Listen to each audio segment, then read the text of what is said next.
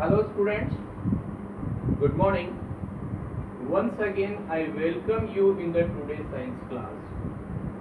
But last time we study about the second mode of heat transfer, that is convection. बेटा हमने last time में convection process के बारे में पढ़ा था, उसकी डेफिनेशन, एक्सपेरिमेंट, बहुत सारी बातें. लेकिन अब हम आपको बता रहे हैं कि जो कोस्टल एरियाज होते हैं वहाँ पर कन्वेक्शन प्रोसेस से वहाँ के जो क्लाइमेट को मैनेज करने के लिए कन्वेक्शन प्रोसेस का बहुत इंपॉर्टेंट रोल रहता है. Convection in air is responsible for interesting phenomena that is the land breeze और सी ब्रीज. सामने बोर्ड पर देखना बेटा, यहाँ पर अपना जो हेडिंग है वो चलेगा आपके पास land bridge and sea bridge. ये प्रोसेस जो होते हैं ये कोस्टल एरिया में होते हैं, जो सी कोस्ट वाले एरिया होते हैं ना उन जगहों पर होते हैं, क्योंकि वहां पर मॉडरेट क्लाइमेट होता है. मॉडरेट का मतलब neither too hot not too cold. न तो यहाँ पर मई जून में बहुत ज्यादा गर्मी पड़ती है और न या नवंबर दिसंबर में बहुत तेज सर्दी पड़ती है. उसके पीछे लैंड ब्रिज और सी ब्रिज का बहुत इंपॉर्टेंट रोल होता है. तो देखिए हम पहले समझते हैं. इसमें एक टर्म आ रही है ब्रिज. लैंड ब्रिज और सी ब्रिज दोनों में कॉमन है ब्रिज. तो ब्रिज होती क्या है पहले अपन बात सुने. You know that we have air all the time in the environment, our atmosphere, और air is the mixture of gases. Air एक सिंगल गैस नहीं होती, बहुत सारी गैसेज इसके अंदर होती हैं. लेकिन जब एयर मूव करती है from one region to another, one place to another, then what we say wind. Moving air को विंड बोलते हैं. अब ब्रीज किसको बोलते हैं? Slow moving gentle wind. ऐसी हवाएं जो स्लो मूविंग करती हैं उनको हम ब्रीज बोलते हैं. Please remember, slow moving gentle wind is called breeze. Breeze की डेफिनेशन याद रहेगी. एयर क्या होती है समझ में आ गया आपको. इतनी बात समझने के बाद अपन फर्स्ट टॉपिक लेते हैं बेटा about the sea bridge. Sea bridge में होता क्या है देखिए आप.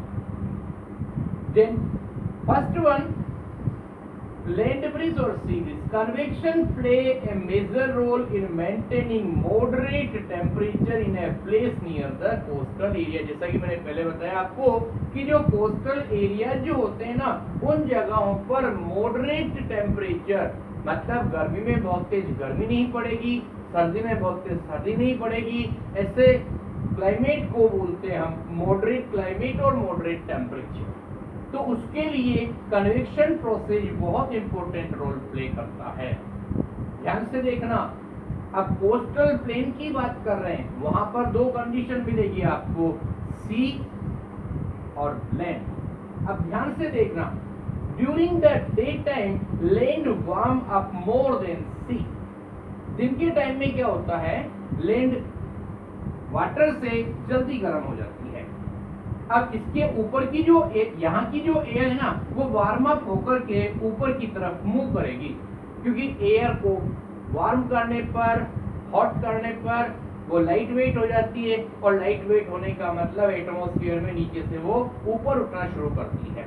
यहाँ की जो जगह खाली होगी उस जगह पर सी पोर्शन की, सी साइड वाली जो कोल्ड एयर है ना वो इस लैंड वाली जो खाली जगह है वहां पर आ जाएगी. और इस तरह का जो मूवमेंट है वो कंटिन्यू चलता रहेगा डे टाइम में. क्या होगा, द करंट्स और air move from sea towards the land. This is known as the sea breeze. एक बार फिर से बता रहा हूं. During the day time land warm up more than sea. Day time में क्या होगा, लैंड जल्दी हॉट हो जाएगी और यहाँ की जो एयर है वो वार्म होकर ऊपर उठेगी. यहाँ की जो स्पेस खाली होगी ना उसमें सी वाटर बॉडी है उधर की जो कूल एयर है वो इस तरफ खाली जगह की तरफ मूव करना शुरू करेगी. Okay, the cooler air from the sea move towards the land. तो cooler air of the sea जो होती है वो लैंड की तरफ मूव करती है इन द डे टाइम. और this convection current from sea to land. तो इस तरह से सी की तरफ की एयर का लैंड की तरफ जो मूव करना कहलाता है वो कहलाता है सी ब्रिज. इतनी बात समझ में आ गई आपको. और ये प्रोसेस सिर्फ डे टाइम में ही होता है, इसको बोलते हैं सी ब्रीज। उसके बाद दूसरी बात करते हैं बेटा लैंड ब्रिज के बारे में।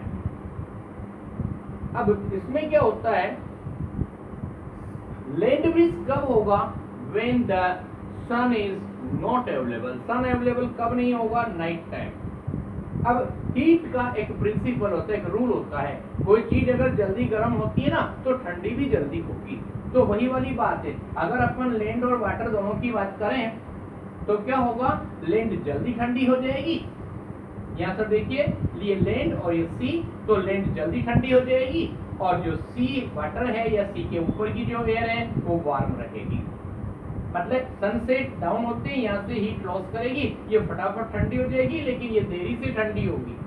तो क्या होगा, इधर की जो एयर है वो गर्म, इसके कम इधर की एयर से गर्म होगी तो ऊपर उठेगी, और उस टाइम पर जो लैंड की साइड की जो कूल एयर है वो सी साइड की तरफ मूव करेगी, और इसी को बोलते हैं हम लैंड ब्रिज। देखना, after sunset land losses heat faster than sea water. Sea water से ज्यादा फास्टर लैंड क्या करेगी, हीट एनर्जी को लॉस करेगी। सो एयर ओवर द सी, मतलब सी के ऊपर की जो एयर है ना वो वार्म होगी, वार्म होने से ऊपर उठेगी, और उसकी जो जगह खाली होगी उस जगह पर लैंड साइड की जो कूल एयर है वो चली जाएगी, स्टार्ट मूविंग, ऐसा कंटिन्यू चलता रहेगा, नाइट टाइम पर होता ही है। So the convection current from land to sea is called the land breeze. In this manner, this matter is complete here. Now we can remove this matter and we start our next process, that is the radiation. एक बार पूरी process को ध्यान से देख लें और उसके बाद आगे की बात बता रहे हैं हम आपको।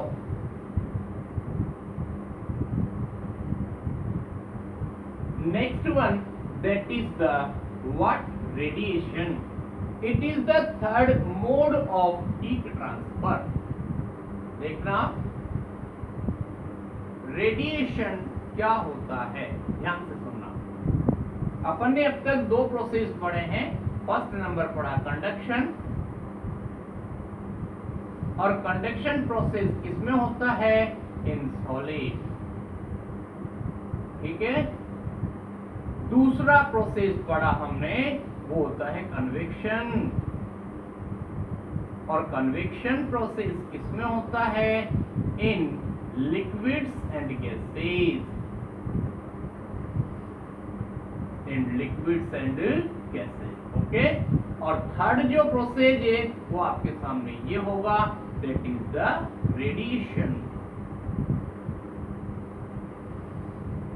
अब इसको ध्यान से देखना क्या होता है इसके अंदर। इसमें हमने बताया कि एक मटेरियल मीडियम होता है, उसमें एक्चुअल मोमेंट ऑफ पार्टिकल्स नहीं होता है, कोई भी पार्टिकल चल के नहीं जाएगा।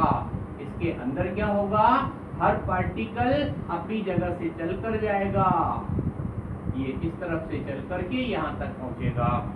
अब रेडिएशन की बात कर रहे हैं। रेडिएशन में कुछ बातें ध्यान रखना।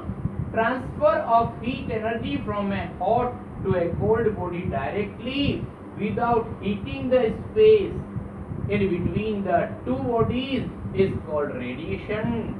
Suppose करो आपके पास एक ऑब्जेक्ट तो ये है, दूसरा ऑब्जेक्ट ये है, तो अब हीट ट्रांसफर सीधा यहां से यहां होगा, इसमें नॉट हीटेड द स्पेस, बीच की जो भी जगह है ना वो हीटेड नहीं होगी, not heated the space, space को हीटेड नहीं करेंगे, और ये प्रोसेस कहलाता है आपका radiation.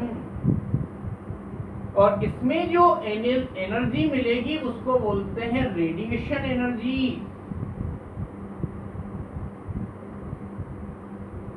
Radiation energy, please try to understand. और ध्यान रखना, it is fastest mode of heat transfer, it is fastest mode of heat transfer। याद रखेंगे। दूसरी बात, इसमें कंडक्शन और कन्वेक्शन दोनों में हमें कोई मीडियम चाहिए। किसी में सॉलिड मीडियम चाहिए, किसी में लिक्विड और गैसेज चाहिए, लेकिन रेडिएशन प्रोसेस के लिए कोई मीडियम नहीं चाहिए। क्यों? देखना, सुनो, इसके कुछ पॉइंट्स बता रहे हैं।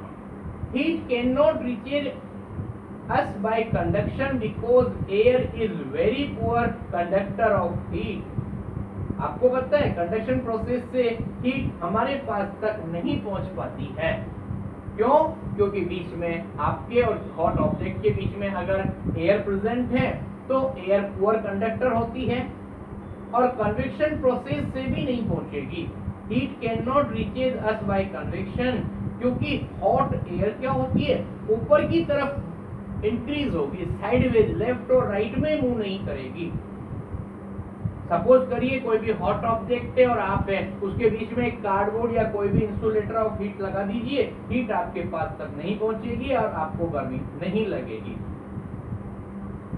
This is the sufficient proof that air does not get hot by convection। तो इसमें हीट को ट्रांसफर होने के लिए मीडियम चाहिए। In fact radiation process does not require material medium. तो ध्यान रखना, in this process medium is not required। इस प्रोसेस में कोई मीडियम की जरूरत नहीं पड़ेगी। ओके, इसमें एक सिंपल बात सुनना, सन और अर्थ के बीच में बहुत बड़ा वैक्यूम है। वैक्यूम इज जानते हैं आप, a place where there is no air, that is the vacuum. लेकिन फिर भी हर दिन पता नहीं कितनी हीट एनर्जी हर दिन कहां पर पहुंचती है, on the surface of the earth. अब किसी भी ऑब्जेक्ट के ऊपर अगर हीट एनर्जी गिरती है ना, तो कुछ एनर्जी तो वो एब्जॉर्ब कर लेता है और बाकी की एनर्जी रिफ्लेक्ट हो जाती है। ओके, इसके बाद में एक बात बता रहे हैं हम आपको, दैट इज एब्जॉर्प्शन और रेडिएशन ऑफ रेडिएंट हीट। सन की लाइट जब किसी पे भी गिरती है तो कितना एब्जॉर्ब करती है और कितना रेडिएट करती है, रेडिएशन करती है, उस बात के ऊपर छोटी सी बात बता रहे हैं हम। When a body absorb radiant heat its temperature rise. जब किसी के भी ऊपर सन की हीट एनर्जी गिरेगी तो उसका टेम्परेचर क्या हो जाएगा, इंक्रीज हो जाएगा। लेकिन when radiant heat is incident on the surface of solid matter, a part of it can be absorbed। जब किसी भी सॉलिड ऑब्जेक्ट पर गिरेगा तो एक पर्टिकुलर अमाउंट तो एब्जॉर्ब हो जाती है, whereas a part of it can reflected, और बाकी की जो हीट एनर्जी है वो रिफ्लेक्ट हो जाती है। It absorbed part of the body which is going to raise the temperature of solid body, और उसकी वजह से सॉलिड का टेम्परेचर इंक्रीज होता है। Okay, this is the last, और in the next topic we will prove this method absorption or radiation by the experiment. Up to this time this is enough. Thank you very much.